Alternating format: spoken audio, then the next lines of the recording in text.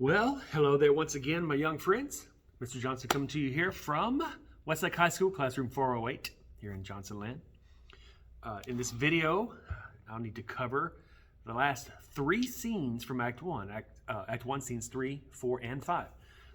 When we did this one in class, it was three scenes. They're not terribly long, but it's a pretty substantial amount of stuff to cover, so we used pretty much a whole class period. So with this video, it might be a little substantial. I will try to keep it reasonably brief so you can get through it, whether this is for your first reading or whether you're using it for a review. But I'll go kind of quickly and whatnot and give you some things. And remember, you always have the benefit of pausing and backing the video up and whatnot. Starting on page 15, scene 3. Page 15, as Laertes is about to depart to go back to France, where he had been before the story began. And he's saying goodbye to his sister Ophelia and to his father Polonius. One thing to make note of toward the bottom of page 15, in Laertes' speech at the bottom of that page, about the fifth line or so, he says 5 words that you should maybe mark. Perhaps he loves you now. In talking to his sister, it's important to remember, Laertes does not think Hamlet is a bad guy. Hamlet has been dating his sister. And when he's trying to give his younger sister advice about Hamlet, he admits that he thinks probably Hamlet does care about her, but, and it's a huge but, you have your quote there at the bottom of the page, and this is one of the quotes you've already got pre-marked, should already have pre-marked, and this is one that will be worthy of discussion on the test. His greatness weighed, his will is not his own, for he himself is subject to his birth. He may not, as unvalued persons do, common people, unvalued people like you and me, carve for himself, for on his choice depends the safety and health of his whole state. Laertes is simply trying to get his sister to understand that Hamlet may not be able to choose her long term. He may not be able to stay with her and one day marry her and that sort of thing. She's young. She's been seeing the prince. Maybe she has ideas that one day she'll be married to the prince. Maybe one day he'll be king. Maybe one day she'll be a queen. And Laertes is concerned for his younger sisters not getting her heart hurt. She doesn't get hurt, and he's worried about her. So he's, watch, Hamlet may not be able to stay with you long term. So over on the next page, page 16, about the 8th or 9th line down, there are 4 lines worth marking, beginning with "then weigh." Then weigh what loss your honor may sustain, if with too credit ear you list his songs, or lose your heart, or your chaste treasure open to his unmastered importunity. Basically, he's telling his sister, if you're not able to be with Hamlet long term, it would be a mistake to give him your innocence now. Don't be intimate with him at this stage, because if you're not together long term, that would only serve as heartbreak for you and whatnot. She fires back at him. The last 5 lines she says in her speech at the bottom of the page, beginning with do not, as some ungracious pastors do, show me the steep and thorny way to heaven, whilst like a puffed and reckless libertine, himself the primrose path of dalliance treads, and recks not his own reed. Recks not his own reed is just another way of saying follows his own advice. Basically, she's saying, don't tell me to keep myself pure and innocent, and you're going to go to France and just do whatever you're going to do. Laertes has the reputation maybe for being a pursuer of women and whatnot. So if you're going to France, you're just going to do whatever. Don't be somebody telling me to stay here and keep myself pure. Basically, and we've heard this expression maybe before, practice what you preach. Recks not his own reed means he doesn't listen to his own advice. So practice what you preach. Don't tell me what to do and you're going to do something else. Then over on the next page, as Polonius has come in, he's their father, and he's kind of long-winded and whatnot. You kind of know this character already. He's going to say a lot of words a lot of times in this play. Here, he begins to give Laertes some advice, which seems to be a speech that Laertes has heard before. Just go through some of the lines on page 17. About 10 lines down, maybe mark, but do not dull thy palm with entertainment. Don't waste all your money on entertainment when you get back to France. A couple lines later, give every man thine ear, but few thy voice. Be somebody that listens, but doesn't always talk, which is ironic coming from Polonius because he always talks. A couple lines later, costly thy habit as thy purse can buy, but not expressed in fancy, rich, not gaudy. Don't habit is another word for dress or clothes. Don't waste all your money on expensive clothes, basically, is all he's saying. A couple lines later, really good advice, even useful today. Neither a borrower nor a lender be, for loan oft loses both itself and friend. Be careful with money issues between friends. Don't borrow money, don't lend money, because not only could you lose the money, but you could also lose the friend. And then you have a quote there that's already marked. This above all to thine own self be true, and it must follow as the night the day. Thou canst not then be false to any man. This is Polonius talking to his son, telling him to be true to himself, be a man of character, be a man of honor, be a man above reproach, someone that is willing to live up to a certain standard. If you are truthful and honorable, and you're true to yourself, this above all to thine own self be true, then in your dealings with others, you're likely to be a man of honor and character. These are very, very famous words from this play, maybe one of the more famous quotes.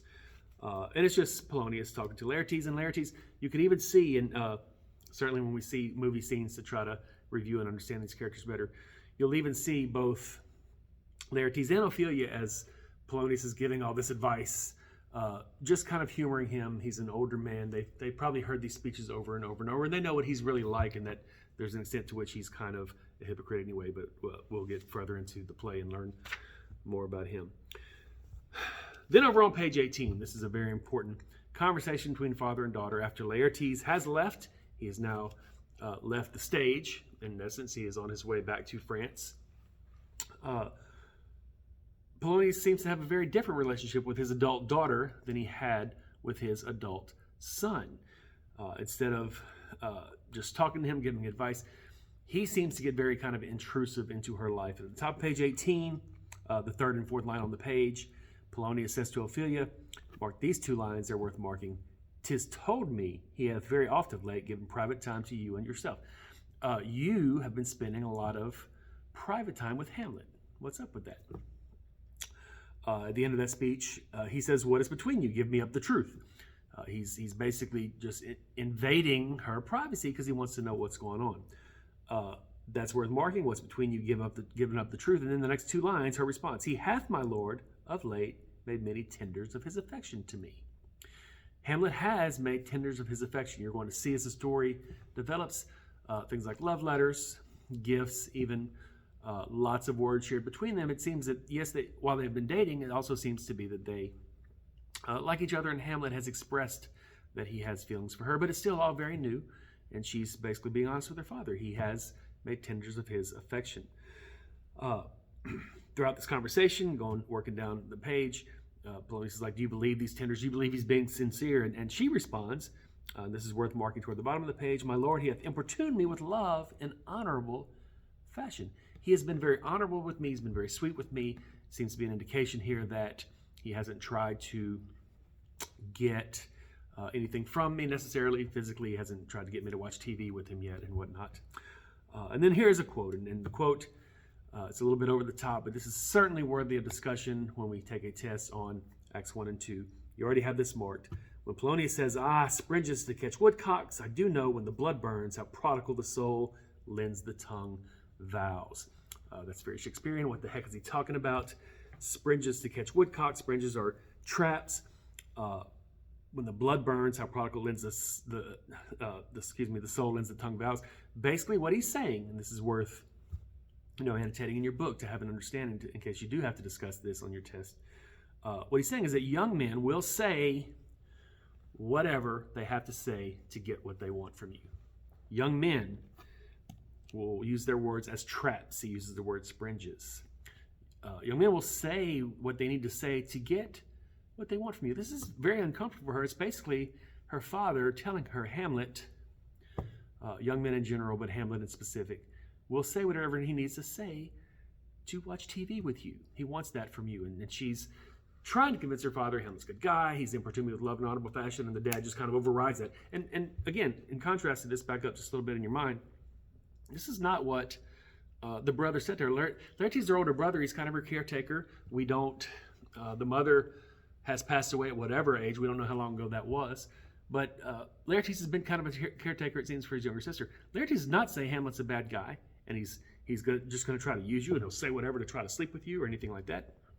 He even started the conversation with, perhaps he does care about you. Laertes is concerned that she would maybe get hurt if they didn't stay together. The father, though, Polonius, just over the top, harsh. He'll say whatever he wants. He's trying to use you for, sex and whatnot. So that's the kind of the difference in that dynamic. The last thing to mark in the scene over on page 19, really the last 5 lines of the entire scene. The father forbids her from seeing Hamlet anymore. I would not in plain terms from this time forth have you so slander any moment leisure as to give words or talk with the Lord Hamlet.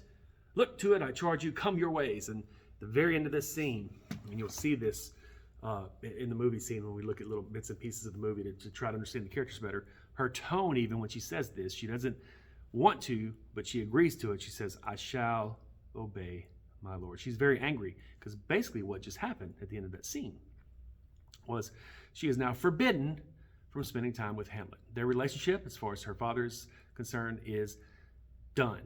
Now, obviously, the play was written in 1601. This is like living in the royal castle. This is a man that kind of works for the king. It's a very different time.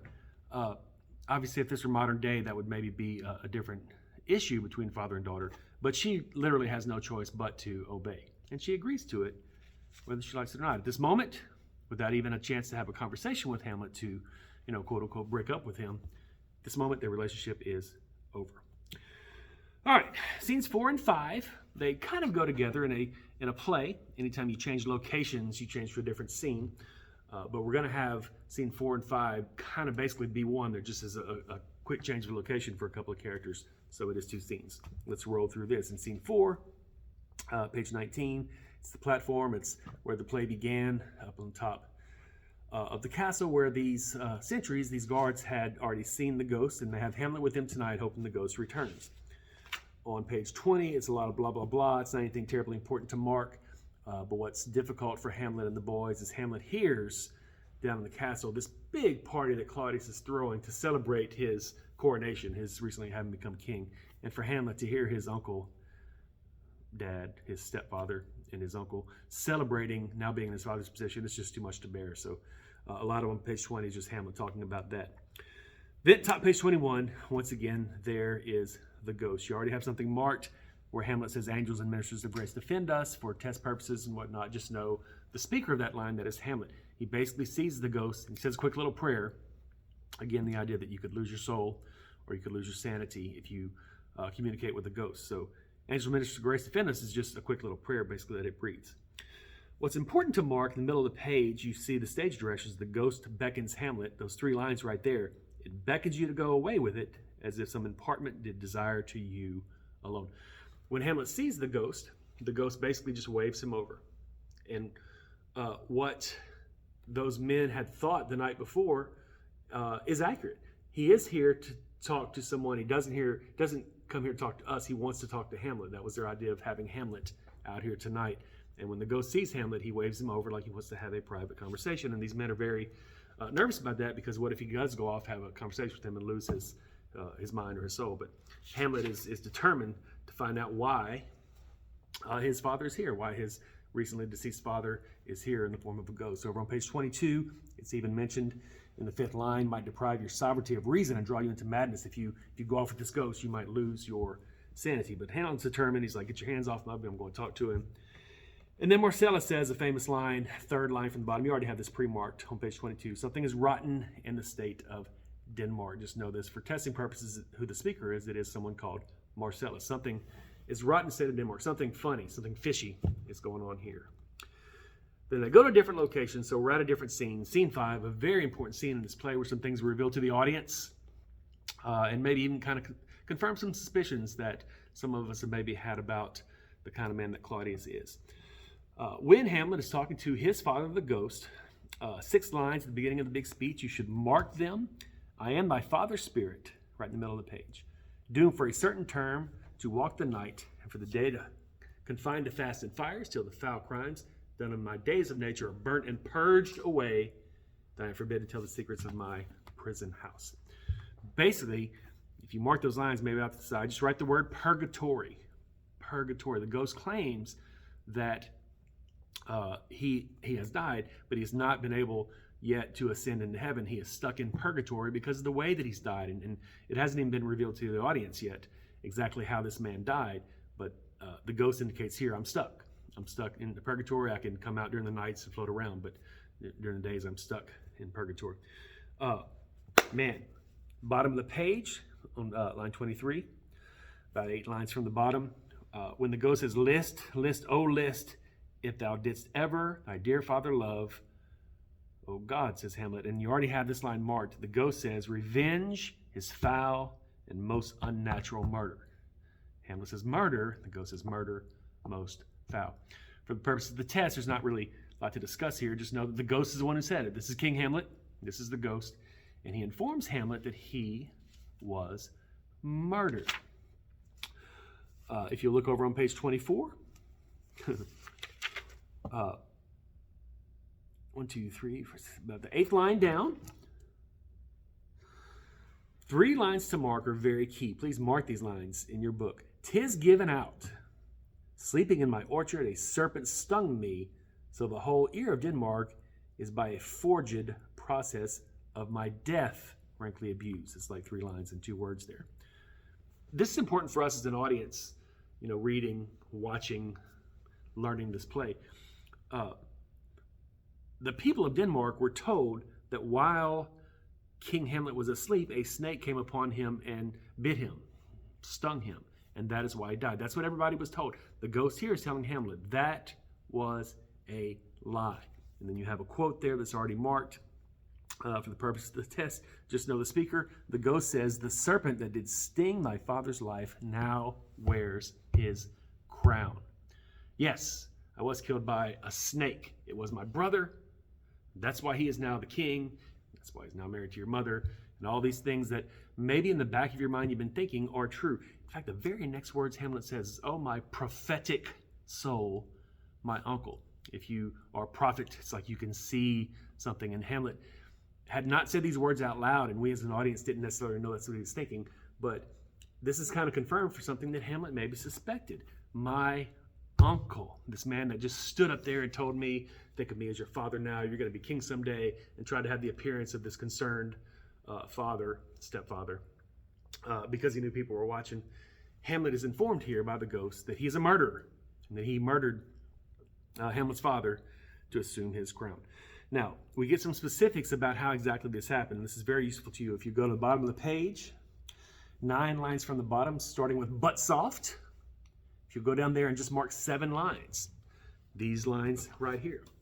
But soft, methinks, I scent the morning air. Brief let me be.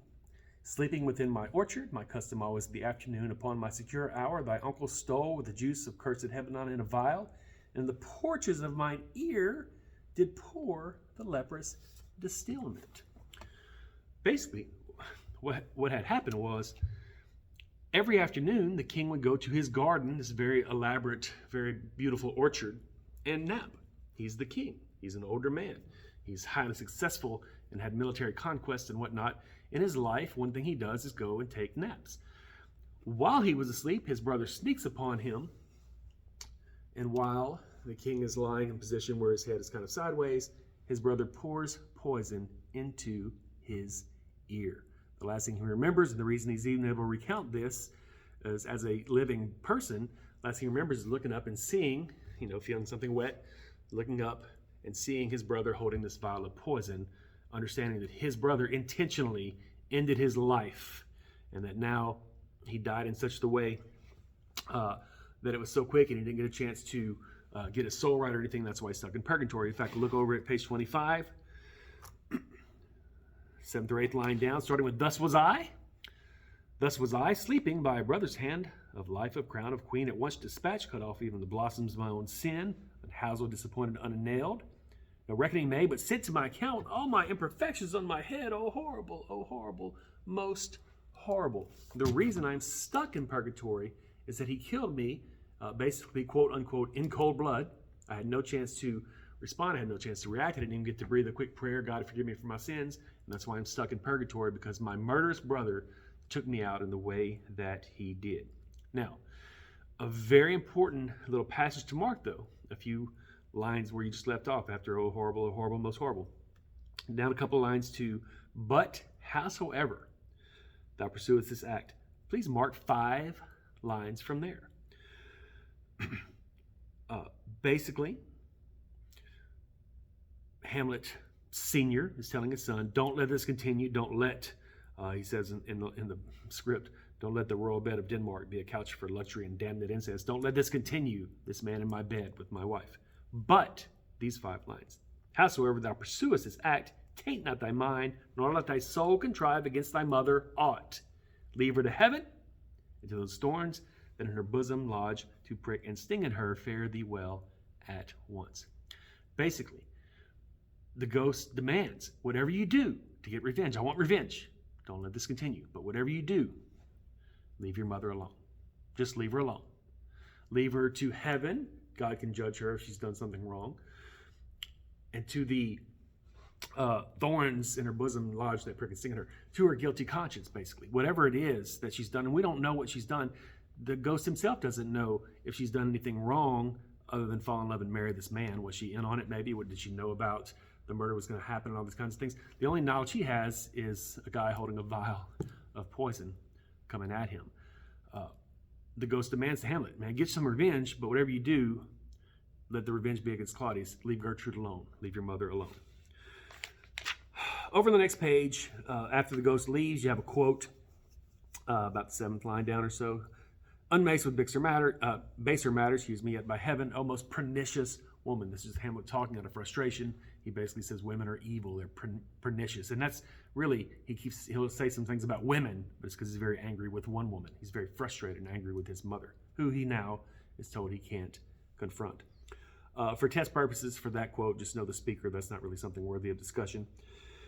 And then the boys join back up with Hamlet, Horatio and the sentries, the military guys.